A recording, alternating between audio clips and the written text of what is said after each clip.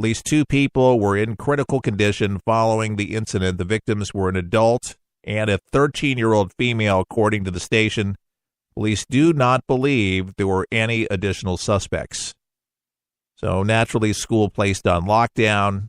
In Noblesville, fire department and police department were on the scene. Students were being transported from the middle school to Noblesville High School, according to Fox 59, in the area, and that's their report. Parents have been asked to pick up their children from the high school. I was having a conversation earlier with a friend. It happens to be a liberal, and we're talking about the Second Amendment. We're talking about gun regulation and Adam Putman, who happens to be running for governor. She's not very, keen on getting him into the office because he's married up to the NRA. Now, folks, I love guns in the right hands. There is a problem in this country. I saw a really interesting article over the weekend. It was last weekend. We're coming into another weekend, so let me specify here. Last weekend when I had some time to read some stuff in a paper, because usually it's on the internet. But it had a picture of a shotgun rack in a pickup truck, and it said, 40 years ago, you could park your pickup truck, or even, in more recent memory, but, everybody had pickup trucks and gun racks. What happened? Question mark. What happened? I have a theory, hypothesis of what it is, and I think it's a lot of things. Now, she said, this liberal friend of mine, and she's definitely a friend, but she's a liberal. Folks, conservatives and liberals can get along when there's common sense conversations that are going on. Her beef really is the AR-15s, the assault rifles, the guns that should never be in the hands of anybody. Folks, those bump stocks, the Vegas shooter, those kind of guns, they don't need to be. I mean, if you're out shooting the police, you got more firepower than people in Fallujah, there's something wrong. I mean, if you say that you use that for hunting purposes, come on. I mean, is that really hunting? I mean, that's savagery, man. What's wrong with a good shotgun? Yeah, put some shotgun bullets in there, and there you go. Bada bing, bada boom. But no, there's people that have to have these weapons that can really do major damage, and they're getting in the hands of wrong people. I told her this morning that what I thought was that the reason is that these kids are not being parented. They're living at home with one parent, or the parent's not parenting. They're being a buddy, being a friend, or just too busy to really care properly. Oh, many people care about their kids. I'm not down on you if you got to work 2-3 jobs and you're just doing what you can. And you say, my kid came out just fine. They didn't shoot up. They went to college, went on to own a business. And you know what? A lot of them do. Despite their circumstances, not everybody goes crazy. But if you come into the world a little crazy, and then you have nobody to guide you and mentor you, and you say that's excuses, but I'm telling you, unless you're properly medicated or you're under somebody's care of a doctor and you're got some screws loose and something's happening and nobody's listening to you other than Google, we got a problem on our hands, because I don't think that a lot of people are being properly mentored, properly parented, cared for. And yes, the internet has certainly caused, I think, a divide in relationships. People text people. They don't call people. They're at restaurants texting people. They're not talking to their people right in front of them.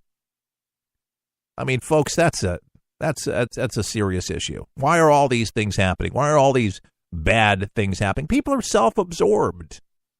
People have been self-absorbed for a long time, but the internet definitely distracts people because there's so many things you can do on the internet. It's fun.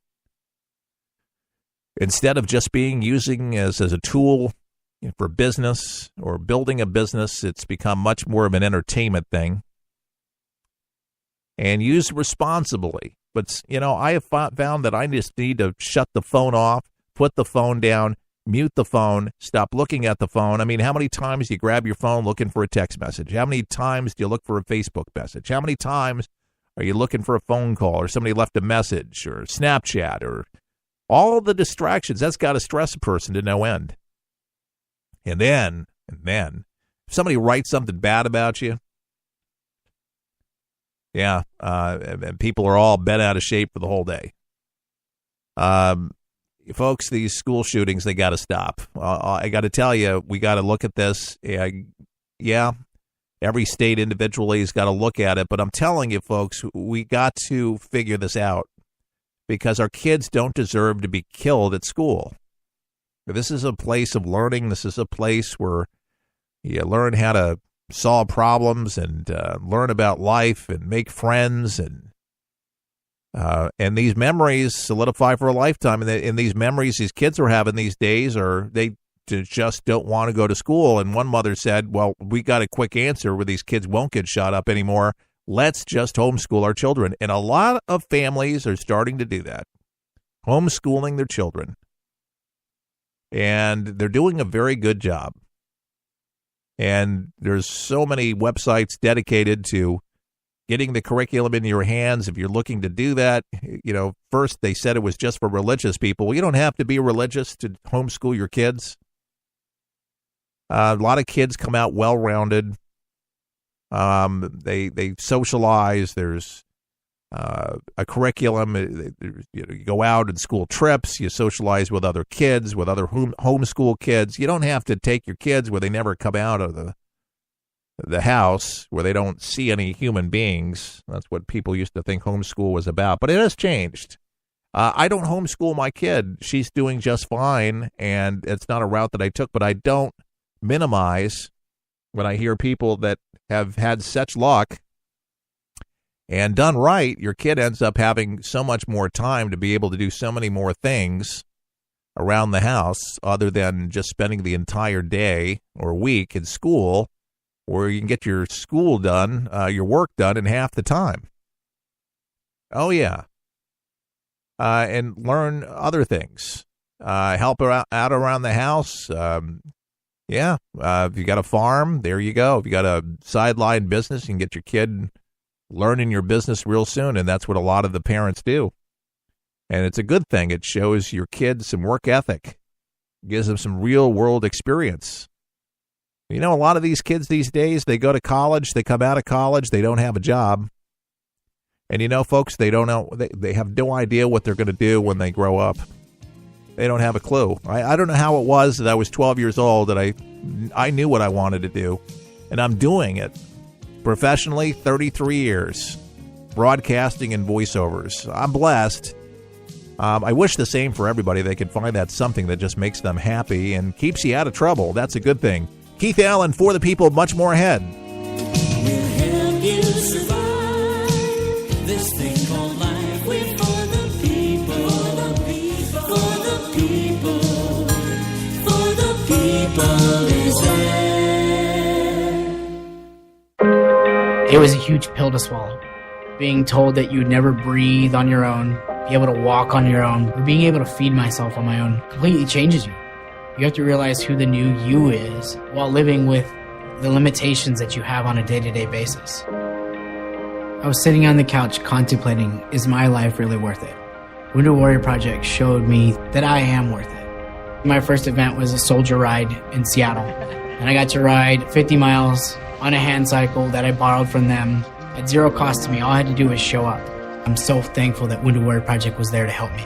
Being able to open up and not having to re-explain everything that's going on in your life because they get it. I know of no other veterans organization that has been able to help me get to where I am now. Where I started off barely being able to move my arms to now being able to walk without holding on to anything. I am living proof.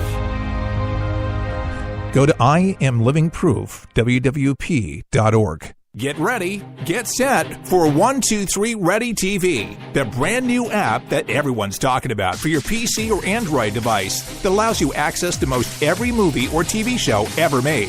Sound incredible? Well, it is, because once you pay $19.99, that's all you pay. Just the movies and TV shows you like without the hassle. The internet streams everything already. What 123 Ready does is it finds them, then delivers them directly to you, commercial-free. There's nothing quite like it, and it's available now at forthepeopleshow.com. That's forthepeopleshow.com. And before you buy 123 Ready TV, watch the video and see how simple it is to start watching all those movies and TV shows. If you like movies and TV shows, but don't enjoy paying for all of them, no problem. Just pay $19.99 and start enjoying countless titles and entertaining TV better than anyone. Get your 123 Ready TV for $19.99 at forthepeopleshow.com. Just click on the store page. For the people is there. Your American heritage. As the welder's flux unites pieces of metal, so have words welded our national spirit. When American patriot Nathan Hale was captured while spying in the British, his last words were, "I only regret that I have but one life to give for my country." And a year earlier, in 1775, Patrick Henry stood before the Virginia House of Burgesses and challenged, "Give me liberty or give me death." Uniquely American words that reverberate down through the annals of time and resonate in our psyches even today. This has been Don Keyes with hopefully a few well-chosen words engraved forever in your American heritage. Your American Heritage is brought to you exclusively by For the People. You can tune in to every For the People show and enjoy your American heritage at forthepeopleshow.com.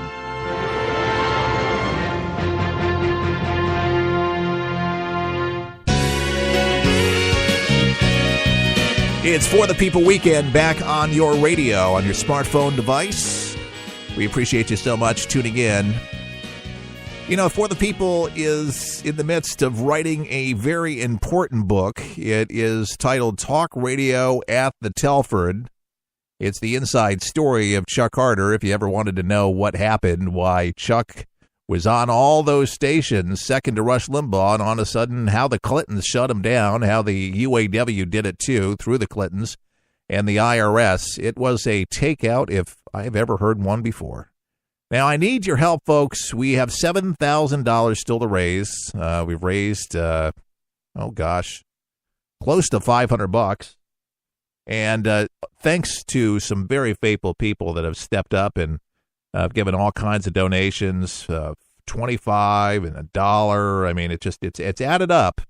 And I'm very proud of those that have come forward already and said, you know what, I want to help preserve Chuck's legacy.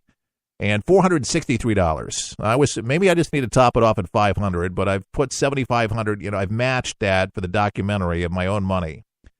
So $463 and needed $7,037. So we still got a ways to go, folks. I am looking at that meter, and again, it's slow going, but some days are better than others where we'll get 2-3 hits, and as soon as the money comes in, as we're able to go ahead and update it, but we'll update it as soon as it comes in. And I've been doing these videos on Facebook, and if you're not following us, it is For the People Show on Facebook. You can just query it, For the People Show, and you can see the videos that I put together. And some people like the behind the scenes, and when I'm not doing the show, and seeing the studio and seeing me, and I don't know why people do, but they do. And it just seems like it's been a great push. If you can't give, you can do something if you still want to help. You know what that is? Tell people what we're trying to do. Anybody that you know that loved Chuck, listened to Chuck, maybe ran Chuck's show or anything of that sort of thing, then please get the word out.